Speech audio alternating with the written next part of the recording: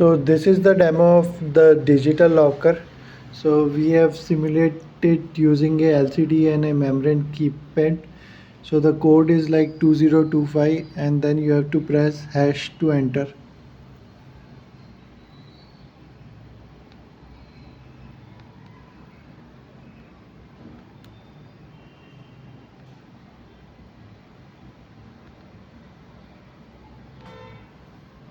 So it says access granted and the backdrop changes.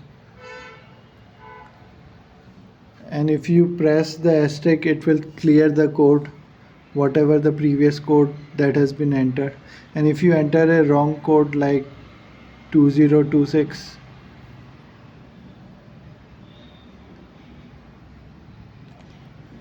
and then press hash, it says access denied and the backdrop also changes accordingly.